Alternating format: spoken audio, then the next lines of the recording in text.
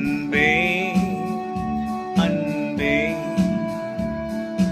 அன்பே ஆருயிர் உறவே ஆனந்தமானந்தமே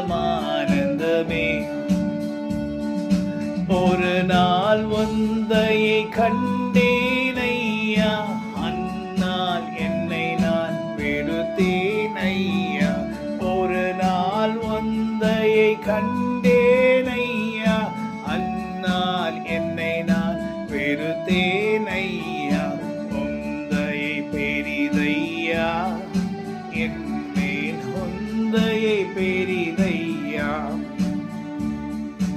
அன்பே அன்பே அன்பே ஆருயிர் உறவே ஆனந்தமானந்தமே.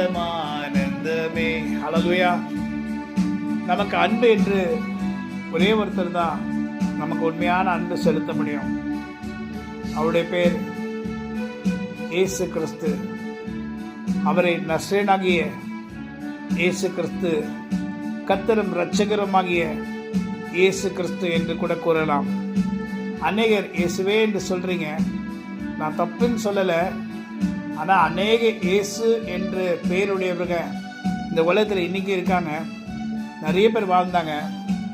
ஆனால் ஒரே இயேசு கிறிஸ்து, ஒரே கர்த்தராகிய இயேசு கிறிஸ்து, அவரை இயேசு என்று நீங்கள் கூப்பிடுறதை காட்டிலும் நசரேயனாகிய இயேசு கிறிஸ்துவே என்று நீங்கள் கூப்பிடும்போது உங்கள் பக்கத்தில் அவர் இருக்கிறாரா இல்லையா நீங்கள் கொஞ்சம் செக் பண்ணி பாருங்க. உங்கள் பக்கத்தில் அவர் இருப்பார். நீங்கள் கூப்பிடுற விதம் அவர் உங்கள் பக்கத்தில் இருப்பார். நிறைய பேர் இதை அண்டர்ஸ்டாண்ட் பண்ணியிருக்காங்க, அனுபவிச்சிருக்காங்க. துயரமான நேரத்தில் ஆண்டவராக இயேசு கிறிஸ்துவே என்று சொல்லும்போது அடுத்த நிமிஷம் பக்கத்தில் ஒருத்தர் இருக்கிறதை உணர கூடிய ஒரு தன்மை நமக்கு உண்டாகும். அவர் பக்கத்தில் இருக்கிறதை உங்களால் உணர முடியும். அப்பொழுது அவர் பக்கத்தில் இருக்கிறார் என்ற ஒரு நம்பிக்கை உங்களுக்கு வந்துருச்சுன்னா எல்லா பயங்களும் பறந்தோடு போயிடும். இன்னைக்கு பயம்தான் நம்மை பாவத்திலையும் வியாதியிலையும் வறுமையிலையும் சோதனையிலையும் அநேக விதமான இக்கட்டிலையும் சாபங்களிலும் கொண்டு போகிறது. அந்த பயம் நம்ம விட்டு போயிடுச்சுனாவே எல்லா வியாதியும் போயிடுச்சு, எல்லா துயரமும் போயிடுச்சு.